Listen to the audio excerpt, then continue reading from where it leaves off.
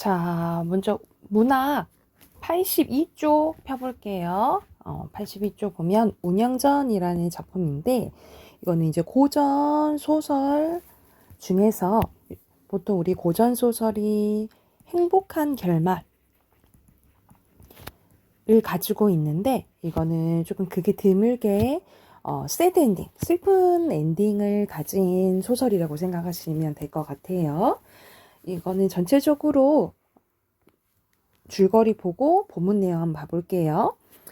어느 봄날 선비 유영은 안평대군 집이었던 수성궁 예터에서 홀로 술을 마시다 잠이 듭니다. 그는 꿈속에서 안평대군 궁녀였던 운영과 그녀의 애인 김진사를 만나 그들의 사랑 이야기를 듣게 되는데요. 안평대군을 찾아온 김진사를 본 운영은 김진사의 재주와 용모에 끌려 그를 사모하게 되고 김진사 역시 운영을 좋아하게 됩니다. 두 사람은 편지로 서로의 마음을 나누고 다른 궁녀의 도움으로 수성궁에서 몰래 만나게 돼요. 안평대군이 운영과 김진사 사이를 의심하게 되어 더 이상 궁에서 만날 수 없게 되자 두 사람 함께 도망치려고 하는데 김진사 노비인 특은 운영의 재물을 가로채고 점쟁이를 찾아가 김진사와 운영의 일을 거짓으로 말하여 그 일이 알려지게 됩니다. 안평대군이 운영과 김진사의 사이를 알게 되어 궁녀들을 문책하고 궁녀들은 이에 적극적으로 변론하는데 안평대군은 운영을 별당에 가두지만 운영은 자결하고 김진사도 뒤따라 죽게 돼요. 그래서 이렇게 비극적인 결말을 맞게 되는 거죠. 유영이 졸다가 깨어보니 운영과 김진사의 일을 기록한 책만 남아 있었대. 유영은 그것을 가지고 돌아와 간직하고 때때로 그 책을 펼쳐보았다. 그러던 어느 날 그는 좋은 산, 좋은 계곡을 찾아 여행을 떠났는데 그가 어떻게 살다 세상을 떠났는지 알지 못한다고 한다라고 끝나게 된 이야기예요. 그래서 자, 뒤로 이제 넘겨서 운영전에 이제 본문 한번 봐볼게. 왼쪽 보면 염정 소설 나오는데 염정은 이제 사랑 이야기라고 생각하시면 되고요. 그리고 몽유 소설, 이 몽자가 이제 꿈몽자인데 현실, 꿈, 현실. 이래서 이 꿈의 내용이 이제 운영이 이제 이야기인 거죠. 현실은 이제 유영이고, 그래서 이 몽유 소설은 현실, 꿈, 현실이기 때문에 액자 소설일 수밖에 없어요. 그래서 여기가 아닌 내화, 그리고 겉에가 외화 이렇게 생각하시면 되거든요. 그래서 겉의 이야기 외화가 전체 작가 시점이고 내화가 1인칭 주인공 시점. 그래서 운영이가 말하는 부분이 이 꿈 내용이라고 생각하시면 될 것 같아요. 그래서 오른쪽 보면 저는 이렇게 나오잖아. 그래서 지금 이제 운영이가 이야기하는 1인칭 주인공 시점이라고 생각하시면 됩니다. 잘하네 이제 같은 궁녀예요. 성의와 우정에 감동하여 마음속에만 두었던 이야기를 조금씩 꺼내놓기 시작했습니다. 궁녀들이 많으니 시끄럽게 떠들까봐 두려워서 감히 입을 열지 못했는데 네가 이렇게 물으니 어찌 숨길 수 있겠니? 지난 가을 국화가 피고 단풍이 질 무렵이었지. 대군이, 이때 안평대군이요. 서당에 앉아 시녀들에게 먹을 갈고 비단을 펼치게 한 다음 시를 쓰고 계셨어. 그때 하인 아이가 들어와 고하더구나. 나이 어린 선비가 김진사라고 하면서 베꼈다고 합니다. 김진사가 왔구나. 대군은 환한 웃음을 보이시면서 촌님을 맞았는데 베옷에 가죽 허리띠를 맨 선비더구나. 빠른 걸음으로 섬돌에 오르는데 마치 새가 날개를 펴는 것 같더구나. 얼굴과 행동은 신상과 같았지. 오랫동안 존명을 들었사온데 이제야 인사를 옳게 되어 황송하게 이를 데가 없사옵니다.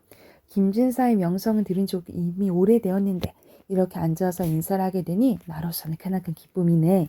진사가 들어올 때 우리도 그 자리에 있었으나 대구는 진사가 나이도 어리고 마음도 착하다고 여겨 편히 생각했는지 우리를 피하게 하진 않으셨지. 그래서 이제 같이 있게 된 거야. 대군이 진사에게 말씀하셨지.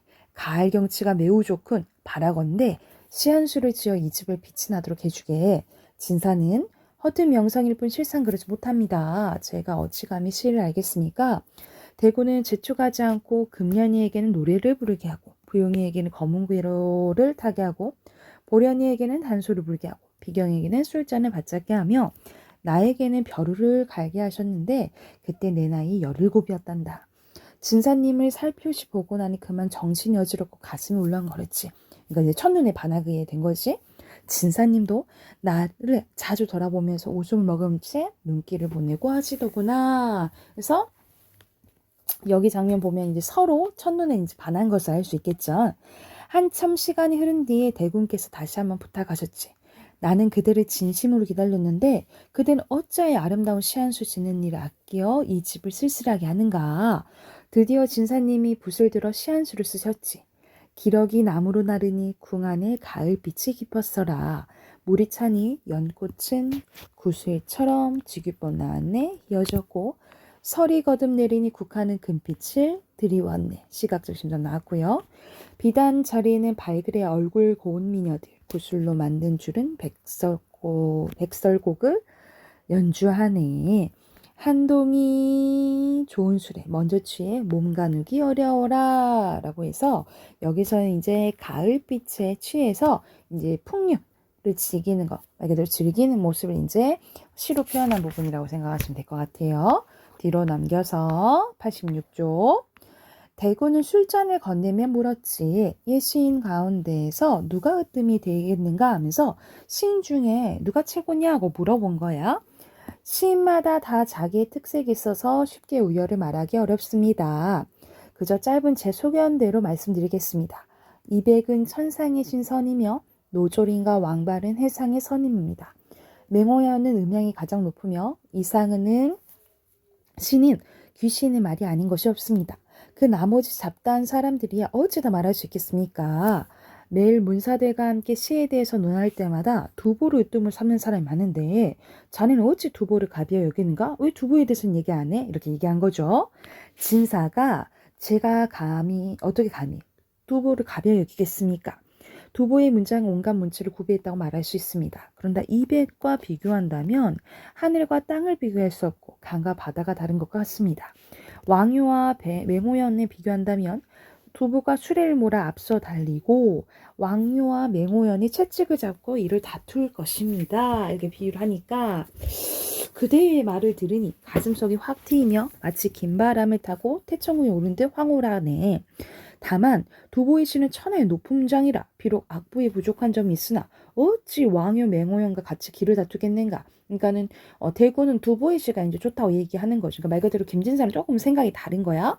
그러나 이 문제는 잠시 놓아두고 그대가 또 시 한 수를 읊어서 이 집 전체를 더욱 빛내주게 하면서 또 시를 하나 읊어요. 여기 흩어진 금빛 연못에 이슬 기운 서늘한데 시각적 심상, 촉각적 심상 나오네요. 푸른 하늘은 물결처럼 또 지규벌 맑아 밤은 이리 길기도 하구나. 잔잔한 바람은 뜻이에서 주렴을 걷고 흰 달은 정이 많아 작은 방에 들어오네. 그래서 바람과 달을 사람처럼 표현했죠. 의인법 쓰였고 뜰가에 그늘 열리니 소나무는 그림자 돌이키네. 잔속에 술이 일렁이니 국화향기 머물렀네. 완적이 비록 젊으나 잠옷 술 마실 수 있으니 술항아리 사이에서 취한 뒤에 광기를 회일이 여기지 마라 하면서 이 자연 속에서 또 즐기는 이제 시를 쓴 거예요. 대구는 더욱 귀하게 여겨 자리 앞으로 나가 진사의 손을 잡고 말씀하셨네. 진사는 이 세상에 선비가 아닌 듯하군. 나로서는 시에 높고 낮을 말할 수 없네. 또 문장과 필법이 능숙할 뿐만 아니라 매우 신묘하게까지 하니 하늘이 그대를 우리에게 태어난 것을 우연히 아닐 것일세 하면서 너무 잘한다고 이제 칭찬을 막 한 거예요. 대구는 또 김진사에게 초서를 쓰게 하셨지. 그런데 진사의 붓을 휘날릴 때 먹물 한 방울이 내 손가락에 잘못 떨어졌단다. 내가 그것이 영광스러워 닦지 않고 두었더니 사방에 앉아있던 궁녀들이 다들 빙그레 웃더군. 이거는 뭐야? 말 그대로 운영의 마음을 이제 다른 궁녀들이 눈치를 챈 거예요. 나는 김진사를 본 이후 누워도 잠을 자지 못하고 먹어도 밥맛이 없고 마음이 길어서 어쩔 줄 몰랐지. 그러니까 말 그대로 사랑에 빠져서 이 상사병에 걸리게 된 거야. 매일 멍하게 창밖을 보거나 작은 소리에도 혹시하여 마음이 두근두근 놀라곤 했지. 한쪽 더 있어요. 뒤로 넘겨서. 그 이후로 대구는 자주 진사와 만났지만 다시는 저희와 만나지 못하게 하셨습니다.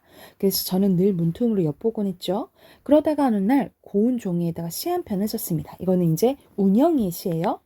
배옷 입고 가죽띠를 두른 선비 김진사를 얘기하는 거지. 옷 같은 얼굴은 신선과 같아라. 직유법.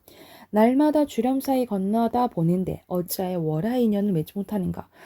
나는 그대랑 이제 인연을 맺고 싶은데 왜 우리는 이루어지지 못하나요? 라고 얘기를 하는 거예요. 얼굴 씻으니 눈물은 물주기가 되고 검은 고를 타며 한이 줄이 되어 오네. 끝없는 원망을 가슴속에 간직하고 머리 들어 홀로 하늘에 하소연하네. 이 시와 금비녀 한 쌍을 함께 싸서 10번은 거듭 봉한 다음 진사에게 마음을 전하려고 했지만 좋은 방법이 생각나지 않았습니다. 마침 그날 달이 뜬 저녁에 대구는 술잔치를 크게 열고 손님들에게 김진사의 재주를 칭찬하면서 그가 지은 시 2수를 보여주었습니다. 대군이 보여준 시를 읽어본 사람들은 모두 진사의 재주를 칭찬했는데 그러고는 모두 다 한번 만나보기를 원했습니다. 그래서 대군이 진사를 이제 부른 거예요. 얼마 후에 진사님이 오셨는데 얼굴은 파리하고 몸이 수척해져서 옛날의 모습이 전혀 아니었지요. 그러니까는 김진사도 상사병에 걸린 거야. 대군은 크게 걱정하며 인사의 말을 건넸습니다. 진사는 아직 나라를 걱정한 나이가 아닌 것 같은데 목가에 거닐면서 시를 읊느라고 파리해졌는가? 사람들이 웃은 거야. 그랬더니 진사가 저 같은 천한 선비가 뜻밖의 대군의 사랑을 받다 보니 복이 지나쳐 화를 낳았습니다. 병마에 붙잡혀 먹지도 마시지도 못하고 움직이는 것도 남에게 의지해 있다가 대군께서 이렇게 다시 불러주셔서 남의 부축을 받고 겨우 찾아뵈었습니다. 진사의 말을 들은 손님들은 모두 웃음을 거두고 무릎을 가다듬며 예를 표시하더군요.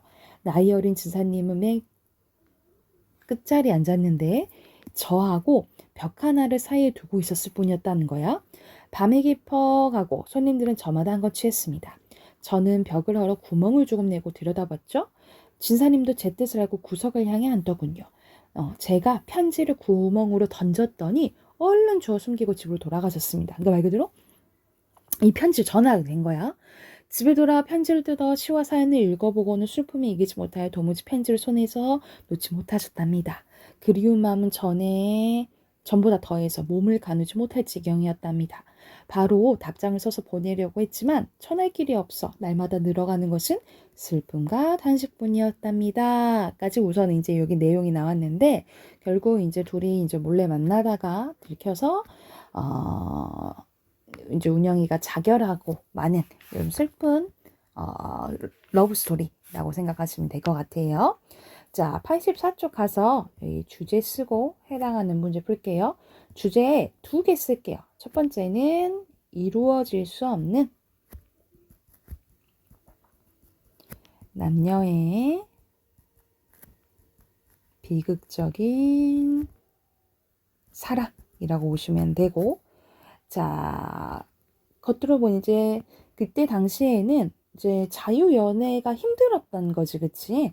아무래도 이제 궁녀였기 때문에 함부로 이제 일반 남자를 이제 만날 수 없었던 거죠. 그래서 억압된 삶에 대한 저항 또는 자유, 연애 사상에 대해서 이야기한 소설이라고 보시면 되겠습니다. 그래서 앞에 83쪽부터 뒤에 90쪽까지 문제 풀고 답 확인해 볼게요.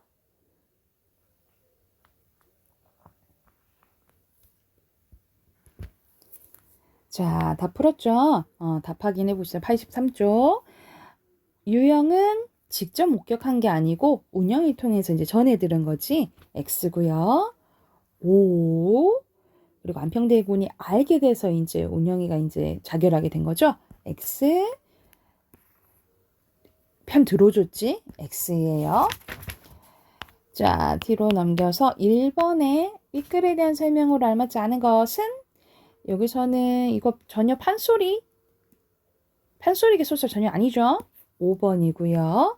자, 2번에는 적절한 것. 여기서는 외부는 전지적이지만 내부는 1인칭이라 했잖아요. 그래서 1인칭 운영이가 자기 이야기를 하는 거지, 그치? 그래서 가장 적절한 것은 5번이라고 보시면 되고, 3번에 나는 김진사에게 말 그대로 연모를 하게 된 거잖아요. 그치? 비슷한 거. 2번 연정이고요. 이제 좋아하게 된 거죠. 그리고 4번에 적절하지 않은 것은 김진사가 시를 이제 2개 지었는데 그 다 즐기는 이야기였잖아요. 그쵸? 대군에 대한 생각 드러난 거 아니에요. 3번이고요. 자, 5번 시 한번 봐보자. 서경덕의 마음이 어린 훈이 마음이 어린 훈이 어리다 이때는 어리석다 이런 뜻이에요. 하는 일이다 어리석다. 만중훈산의 어느 님이 오리 많은 지는 잎에 부는 바람에 행여 그인가 하노라 하면서 지금 그를 그리워하는 시예요. 그쵸? 그래서 공통적으로 그를 그리워하죠? 2번이고요. 6번에는 기억 부분이 우열을 이제 가리기 힘들다 이 말이잖아. 그래서 옆에 친절하게 어휘풀이 돼 있죠? 3번이고요. 자, 뒤로 넘겨서 7번 갑니다. 여기서는 진사에 대한 운영의 마음 시 썼고 구멍 냈고 써서 10번 봉했고 이 문틈으로 진짜 보고 보다가 전해줬죠. 그쵸? 다네요. 5번이고요. 8번에 알맞지 않은 것은 여기서 시에 원망이라는 이제 말이 이제 나오는데 사실 이 원망이 김진사에 대한 원망이 아니고 지금 이 처제에 대한 원망이에요. 그래서 3번이고요. 9번에 가장 적절한 것은 그대의 마음과 내 마음이 같은 거야. 그래서 5번이에요. 뒤로 넘겨서 빈칸 넣어봅시다. 궁궐 또는 궁 넣어도 돼요. 그리고 글, 안평대군, 사랑, 제도, 비극적 이라고 보시면 돼요. 그래서 앞에 주제 써놨죠. 오케이, 여기까지 하고 우리 비문학으로 넘어가 봅시다. 오늘 비문학은 38쪽 갈 차례예요. 38쪽. 우리 38쪽부터 41쪽까지 문제 풀고 본문 같이 한번 봐볼게요. 문단 표시하시고 자, 먼저 문제 풀어봅시다.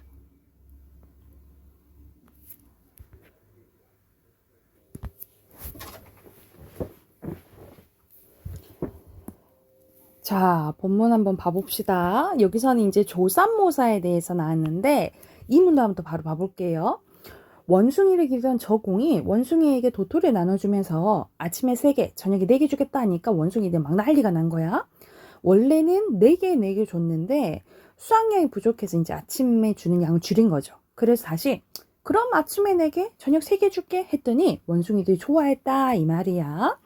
우리는 딱 봐도 하루에 7개가 변하지 않았다라는 것을 알 수 있지. 그렇지만 원숭이들은 당장 아침만 생각해서 좋아했다 이 말이에요. 여기서 중요한 것은 저공도 원숭이도 다 만족했다라는 거야. 이것을 장자가 양행이라고 했대요. 저공의 목적과 원숭이들의 바람이 모두 이루어졌다라는 것이다. 우리는 보통 조삼모사를 사기꾼의 술책에 해석하지만 장자는 양쪽 모두의 목적에 부합한 이라고 해석했대요. 물론 때에 따라서 조삼이냐 조사냐 이게 중요한 경우도 있는데 그 대표적인 예가 학철부어래요. 학철부어는 수레바퀴 자국의 고인물이 말라붙어 거기에 살던 붕어가 곧 다 죽을 다급한 처지가 되었다는 뜻이다. 장자가 길을 가다가 누가 부르게 돌아봤더니 수레바퀴로 패인 자국의 고인물에서 겨우 목숨을 부지하고 있던 붕어 한 마리가 물 한 바가지만 부어달라고 부탁했다는 거야.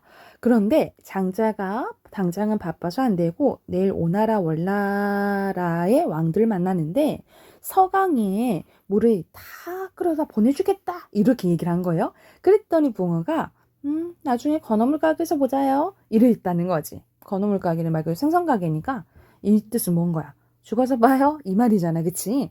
이처럼 내일을 기약할 수 있는 원숭이들에게는 조삼모사나 조삼오삼이나 크게 다를 바가 없지만 당장 말라 죽을 위기에 처한 붕어에게는 엄청 중요하다 이 말이야. 그치? 그래서 1번의 기억의 의미는 혼나 죽을 거야 이 말이잖아. 그쵸? 3번이고요. 2번에 내일 방과후 수업 보강하겠습니다. 싫어요 했더니 그럼 지금 할까? 아니요 내일 하겠습니다. 이건 뭐만 생각한 거야? 오늘만 생각한 거잖아요. 그쵸? 알맞지 않은 것은 3번이죠. 오늘만 우선 생각한 거지. 그치? 뒤로 남겨서 여기서 사다리 타면 이 문단 내용은 조삼 모사와 관련된 일화라고 보시면 되고요. 그리고 5문단이라는 학철 부어와 관련된 일화 이렇게 쓰시면 됩니다. 양행은 둘 다 만족하는 걸 얘기하는 거지, 그치? 그래서 양쪽이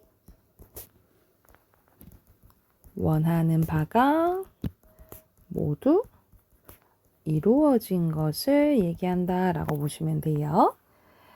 그리고 조삼, 모사, 저공, 그 다음에 전체,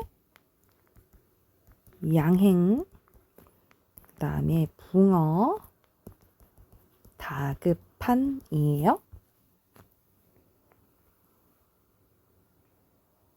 됐죠?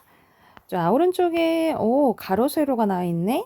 1번에 조삼, 모사, 2번에 건어물, 3번에 집착, 4번에 학철 부어, 그 다음에 부지하다, 다급하다, 그 다음에 술책입니다. 됐을까요? 그럼 우리 마지막 문법 해봅시다. 오늘 문법 조금만 해볼게요. 오늘 문법은 42쪽입니다. 42쪽 할 차례예요. 자, 오늘 할 부분은 되게 쉬워요. 우리가 어원에 따라서 어디서 왔는지에 따라서 우리말은 어휘는 고유어, 한자, 외래어로 나눌 수 있거든요. 우리가 고유어가 뭔지, 한자어가 뭔지, 외래어가 뭔지는 알지만 사실 구별하는 걸 너무 어려워해요. 예전에는 우리가 막 한자 학원들이 많아서 우리 급수도 많이 따고 애들이 한자 공부 많이 했는데 요즘에는 이제 많이 안 해서 이게 고유어인지 이게 한자어인지 구별하기 조금 어려워하거든요. 그래서 이제 문제에서 많이 예시를 한번 보셔야 돼요. 자, 먼저 다시 어원에 따라서 고유어, 한자, 외래어로 나눌 수 있는데 이게 다 이제 우리말이라고 생각하시면 돼요. 자, 고유어는 다른 나라에서 들어온 것이 아니라 조상들이 옛부터 써온 단어들이죠. 고로 순 우리말이라고 보시면 됩니다. 특징은요. 일상생활에서 자주 쓰이는 기본 어휘가 많고요.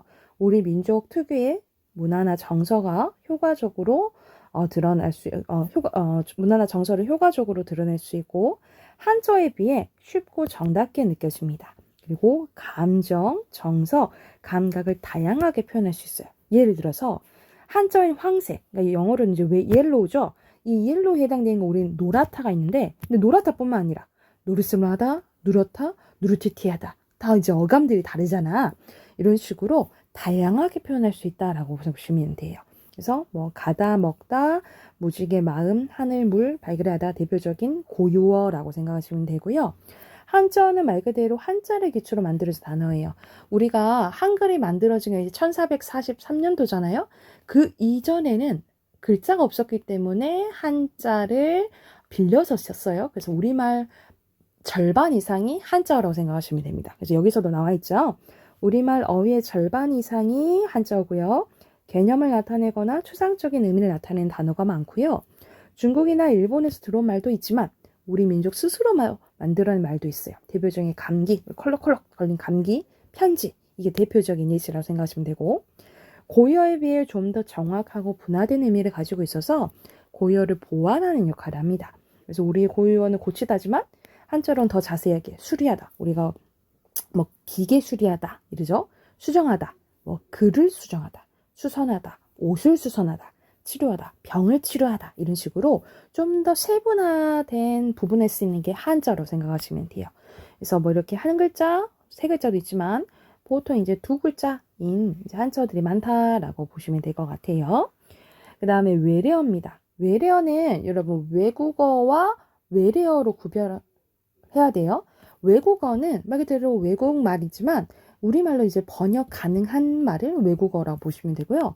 외래어는 우리말로 조금 바꾸기 힘든 말을 이제 외래어라고 보시면 돼요. 그래서 거의 우리말처럼 쓰는 걸 얘기해. 다른 나라에서 들어온 말이지만 우리말처럼 쓰는 단어입니다. 다른 나라에서 새로운 문물이 들어오면서 그것을 가리키는 말이 함께 들어온 경우가 많고요. 다른 나라에서 들어온 대상을 지칭하여 대체할 수 있는 고유어가 없는 경우가 대부분이에요. 그래서 우리 커피, 버스, 피아노 그대로 부르잖아, 그치?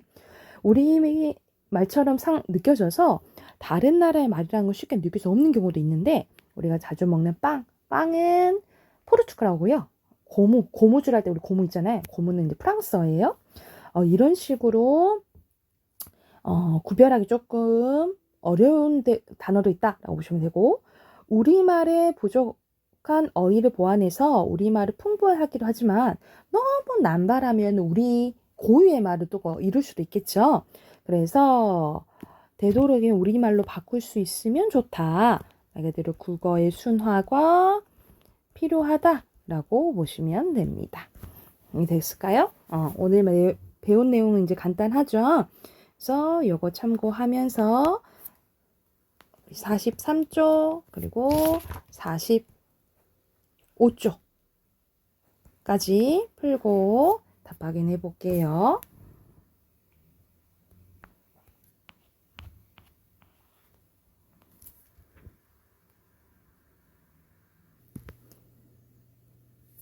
자, 답 확인해 봅시다. 고유어는 고, 한자어는 한, 외래어는 외로 쓰래요. 순서대로. 고유어, 한자어, 고유어, 외래어, 외래어, 한자어, 한자어고요. 고유어, 한자어, 외래어 이렇게 연결하시면 되고 자, 고유어, 한자, 외래어 표시할게요. 고유어, 고유어, 고유어, 한자어, 한자어, 외래어, 고유어, 한자어, 한자어, 외래어, 외래어, 고유어, 외래어, 외래어, 외래어, 고유어, 한자어, 고유어, 외래어, 한자어, 한자어, 아니다, 외래어, 그리고 고유어, 한자어, 고유어. 다 표시하셨죠? 자, 뒤로 당겨서 1번에 적절하지 않은 것은 외래어는 우리말로 거의 다 대체하기 힘들다 했죠? 5번이고요. 자, 여기서는 고유어 찾아볼게요. 고유어, 한자어, 외래어, 한자어, 고유어, 외래어, 고유어, 한자어, 한자어, 고유어. 그래서 2번이고요. 3번에 외래에 대한 설명을 적절하지 않은 거 1번. 언어식에 널리 쓰이는 거는 이건 유행어에 대한 설명이에요. 한자에 대한 설명을 알맞지 않은 것은 우리 민족의 감정이나 정서를 다양하게 표현할 수 있는 건 고유어죠? 5번이고요. 5번에 어색한 거 물으면 되겠지? 자기소개서를 같이 쓰자. 이때는 사용이 아니라 뭐 작성하자. 뭐 이런 게 들어가야겠죠? 3번. 고유어 찾아볼게요. 꿈, 앞길, 생각, 자리. 4개예요. 그 다음에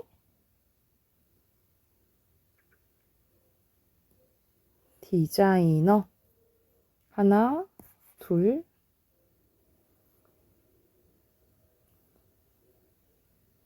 두 개밖에 없네. 왜래요? 두 개밖에 없네. 한자로 생각했네. 그러면 하나, 둘, 셋, 넷, 다 6개네요. 2번이고요. 7번에 바르게 연결된 거.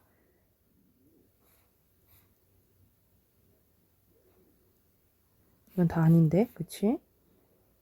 3번이네요. 그리고 8번에 5번입니다. 여기까지 됐을까요?